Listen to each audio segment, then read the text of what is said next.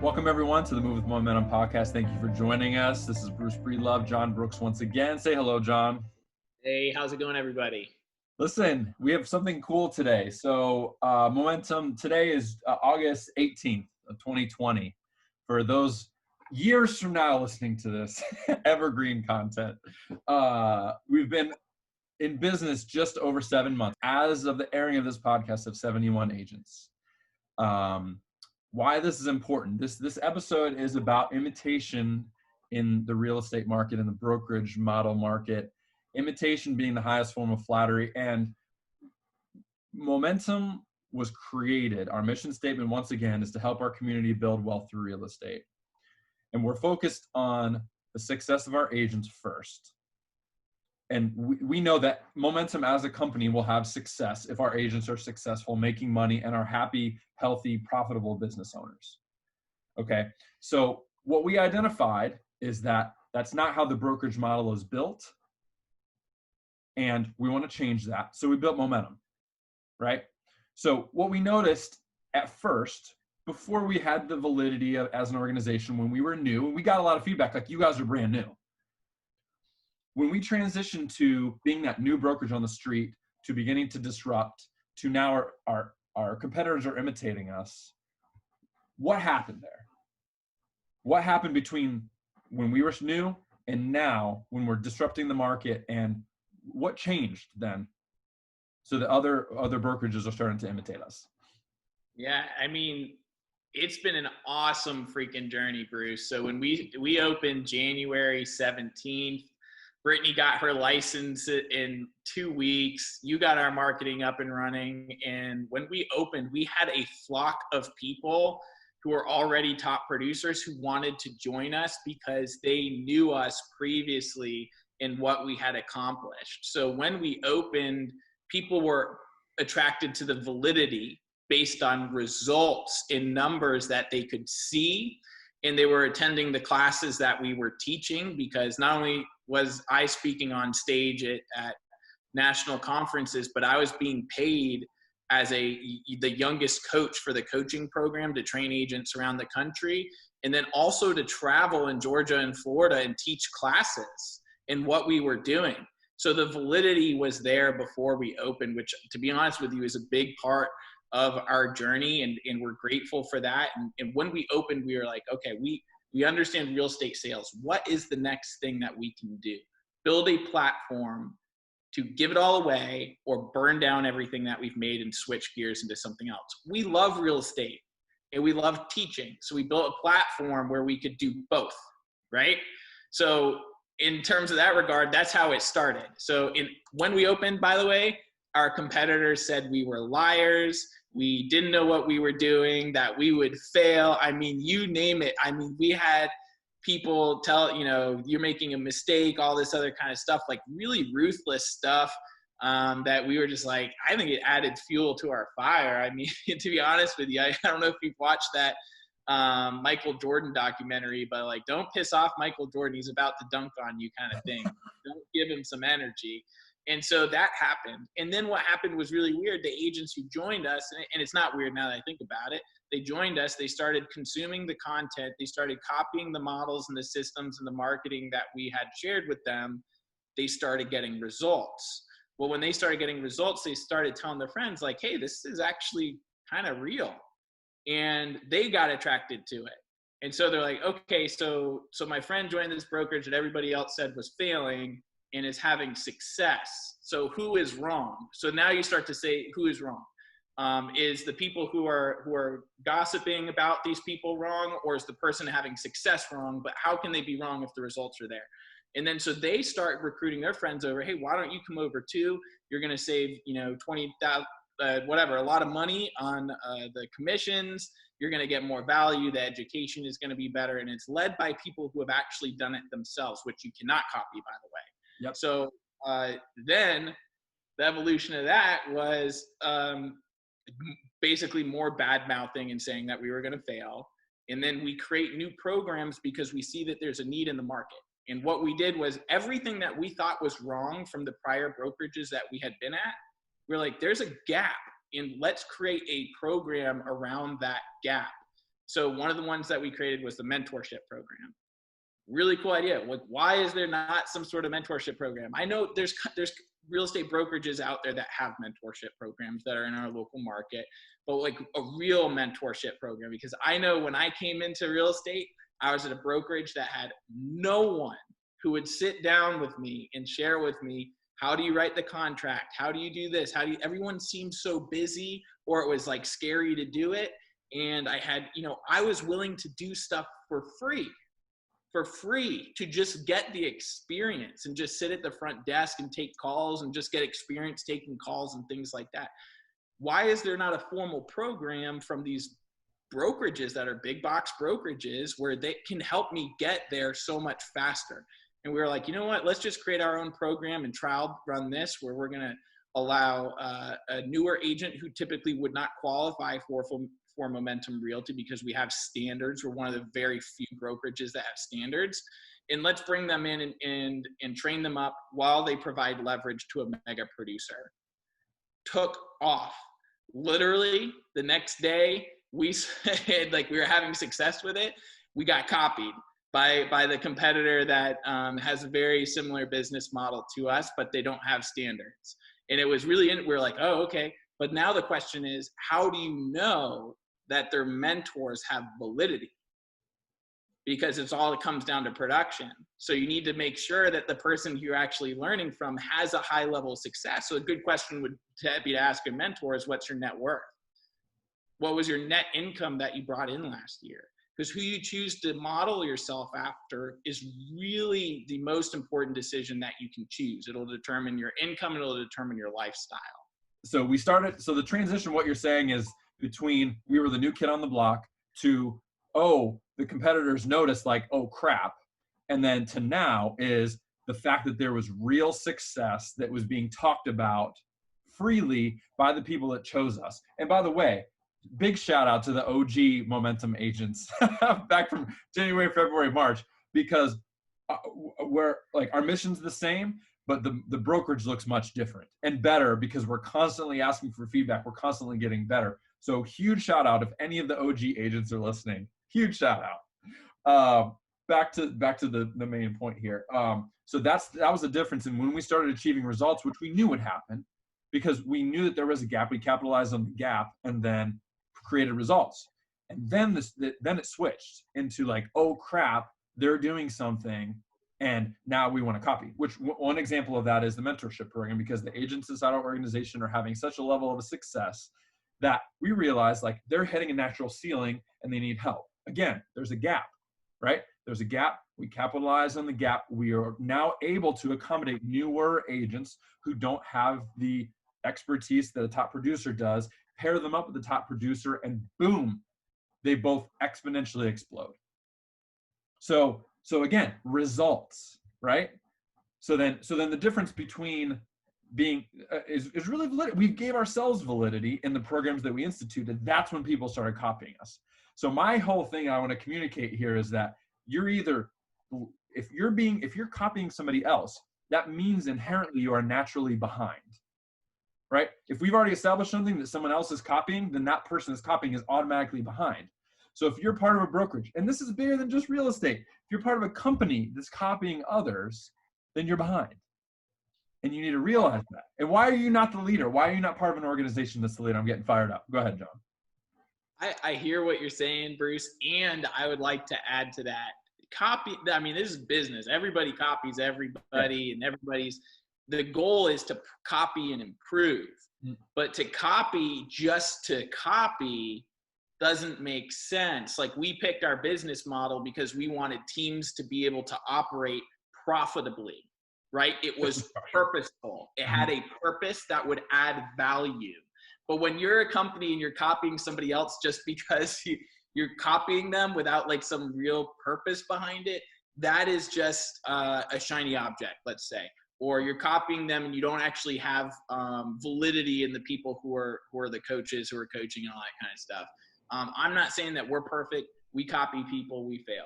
We copy stuff, we improve. But we're very intentional about how we copy, how we choose to copy, and we make sure that the result adds value to a human being that is working in the business. And it's not just a tactic to get somebody in the door. It is like a legitimate relationship between the mentee and the mentor. There's a lot of care that goes into that, and a lot of diligence that goes into that. Personalities, location that you live at, all these different things. It's a process where you have to go through multiple interviews to make sure that it is the right person that is going to be teaching you. And then, you have to be doing a certain amount of production to be able to be eligible to be a mentor. It's not just somebody I've been in the business 20 years. Well, guess what? I've been in the business 1 year. I sold 66 homes my first year, and that's more than most people sell in 10 years. So just putting that out there, like, who do you want to learn from? The 10-year agent who sold 66, or the 1-year agent who sold 66? The financial difference is very, very large. So you need to be doing the diligence on the people that you're learning from. That's an important point too, because we always talk about, you're the product of who you spend your most time with. We partner with top agents in the industry in our market here, and ideally all over Florida, which is the vision. But even inside the organization, we would still not pair up a mentee with a mentor. There's additional validity that we need these guys to have, because we don't want to set this mentee up for failure. And the reason I'm mentioning this is because the mentorship program that is being copied, these guys are getting paired up with agents in organizations who don't have validity, who don't have the sales. One of the major competitors that we have is copying the program and pairing people up, and they have an average per agent sales per year of, what is it, 4? Yeah, 4, 1 per quarter. So that's the average, or the expectation or standard of the brokerage, when that's your average. And I know at Momentum, we're constantly running numbers, you and Brittany, and I believe the average income is somewhere around like $95,000, I think almost 6 figures per agent who joins. So everyone who's joined, or eventually over time, the average is a 6-figure agent. And as more time goes by, and as we have more data, that will be more accurate. It's about the time that it takes someone joining to get to where they are now that speaks volumes. That the rate of acceleration of their business is what speaks volumes. I have a mentee that was texting me this morning. She's closing her 9th home in I think it's been like 2.5 months. Yeah, she joined mid-June. Mm-hmm. Yeah, mid-June. So that's success. And they're graduating from the mentorship program. You don't stay there. You do 10 transactions, you graduate from it, and the commission percentages change there. And if you are somebody who's looking to be a mentee, these videos will come out, and they are very real. I would go back and go ahead and look at those, and then maybe even reach out to those people. I can tell you this, the Momentum agents that you reach out to are abundant mindset individuals. And so they're going to share with you the truth. I mean, if Momentum sucks, they're going to tell you we suck. If they're saying we're good, they're going to tell you you're good, or maybe this sucks and this is good. And just be real with them and ask them the real questions. Like, is this real? What worked? What didn't work? How do I have success? And do the diligence on us too.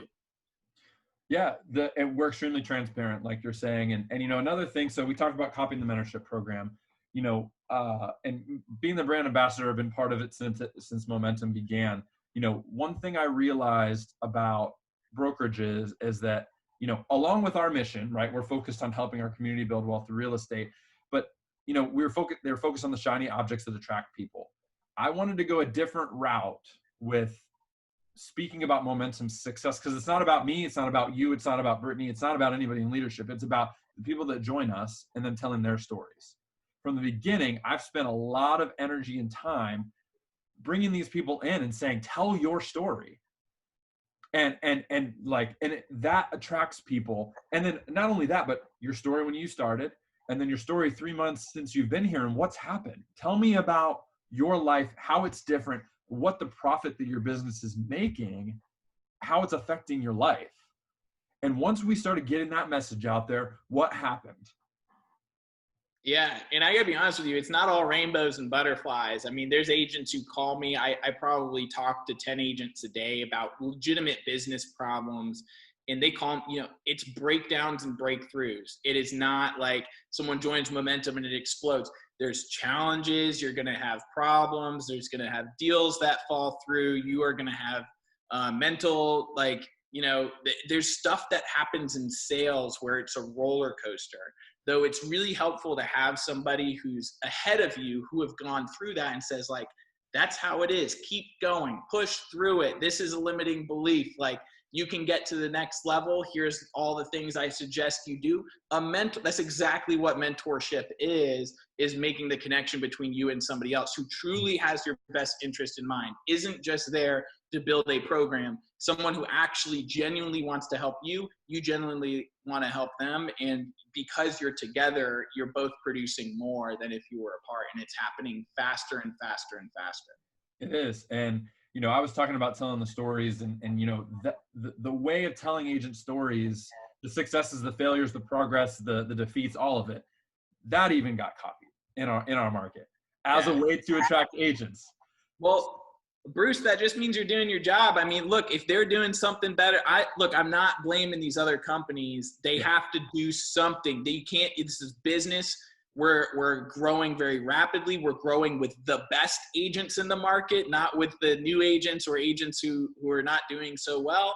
And if you're a big broker, like, who's more expensive and adds less value, that's a problem for you. And if you don't have a valid leader that is leading from the front, on the front lines with your people, that's a problem for you. So if they don't copy and replicate, then we're going to take the whole market with all the top agents and dominate all the listings. So of course they have to copy. There has to be some noise and confusion about it. And the reason why we're doing this is to kind of cut through that and say, hey, here's the reality of it. Here's the conversation we should be focusing on. Let the noise be over here, and at least, talk about the things that are really going to move the ball forward for you.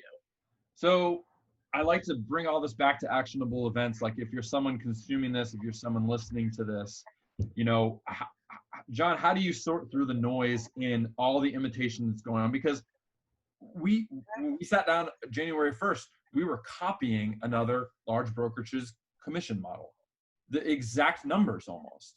But like you said, replicate and improve on. How do you cut through the noise and find out who the industry leader is? Does it just go back to the validity thing? You reach out and ask questions. How do you do that? How do you sort through the noise?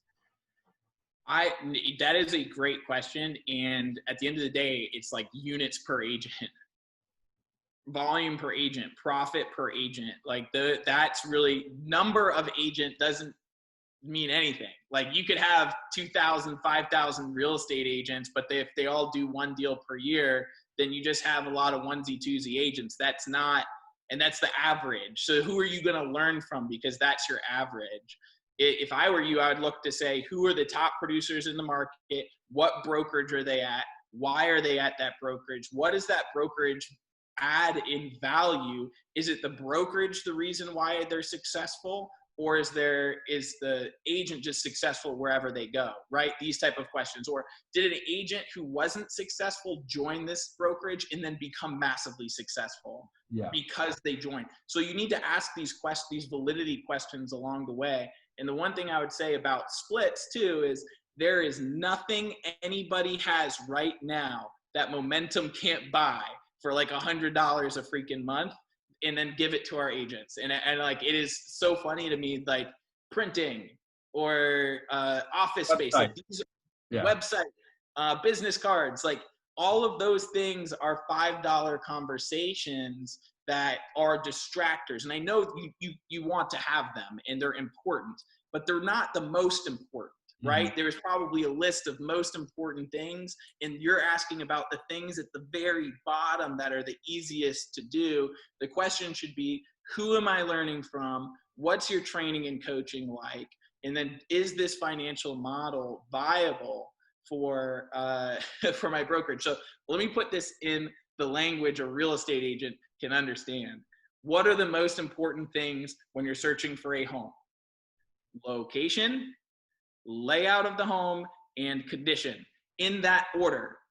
In the order, right? Location is number one. What are your top 3 priorities for brokerage? Who am I learning from that's valid?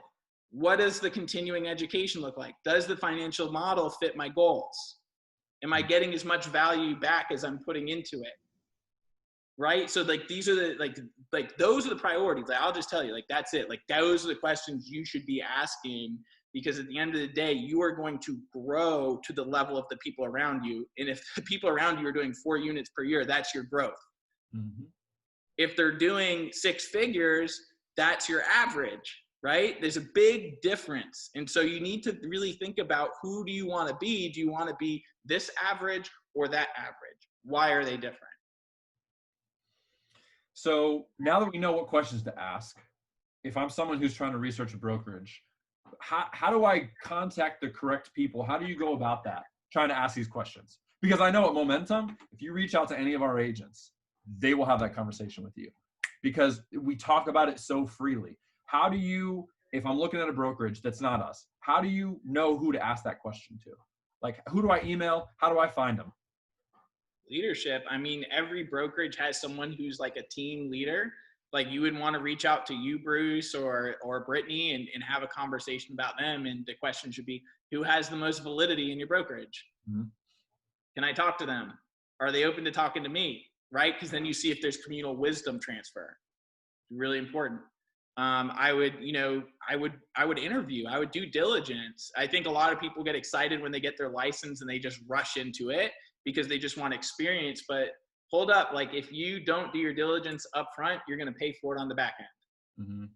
And you're going to learn, and you're going to have to hop, and you're going to have to change all your content. Then you're going to be scared to move because maybe your brokerage is very scarcity mindset and makes it hard for you to move, or your contract is written so old school that you can't move your listings, and then you need to stay an extra 3 months. I mean, if you have a brokerage that is forcing you into that, that is a straight up red flag that you are at the wrong place, because they don't provide enough value, that the value they provide you keeps you there. Yeah, and they're more concerned about retaining you than adding value and making. Yeah. Ooh, that's a good one. Ouch. It is true, and that's why they do it, by the way. And props to the former brokerage we were at. They let you walk in and walk out. They're like, if we don't provide you value, you should go. You should go to number 1, where you are going to grow the most mentally. Okay. And then your mental growth will translate into your financial growth. So that's number 2, where you're going to grow the most and have a financial model that allows you to hit your goals. Because nobody goes into business with the plan of like, I'm not going to make any money. People get into real estate because they have a different path that they want to take, and they want to make income.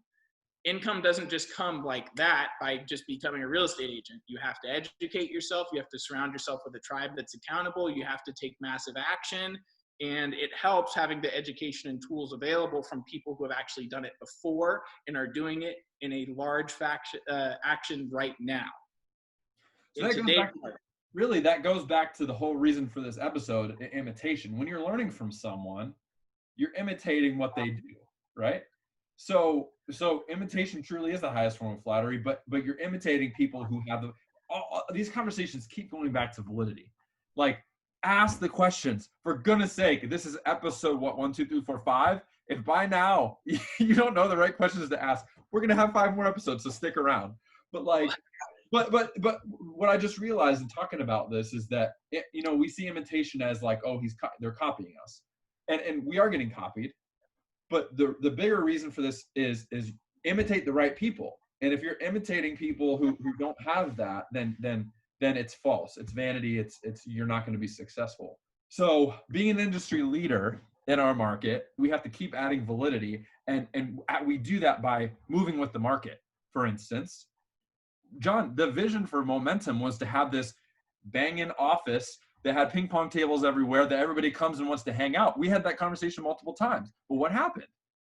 The pandemic happened of 2020 that we'll be talking about for the rest of our lives. And what did we do at Momentum? We pivoted. We learned, we pivoted, and my reason for saying this is, we picked things that would add value to our agents. We created this platform, and eventually you get to a point where you're no longer the industry leader if you don't pivot, if you don't learn and adapt to the market. Is that right? Yeah. And I encourage copying. Like, we copy people, people copy us. Like, there's no judgment around that, dude. That's just freaking business, and you should be doing it because you don't want to reinvent the wheel. So let me give you an example. Let's say you're planning to go to college, and you're trying to decide between Harvard and, let's say, Virginia Tech. Harvard is more expensive than Virginia Tech. Why? The name. Okay. So brand. What else? What causes them to have a high brand? The rich history that they have. What else? I don't really know. I was never interested in those type of college. Tell me. The validity of the professors and the track record of the professors and the people who come out of that university. That's why they have the largest endowment funds.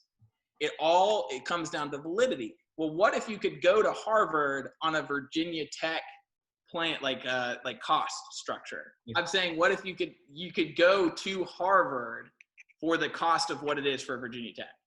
Yeah.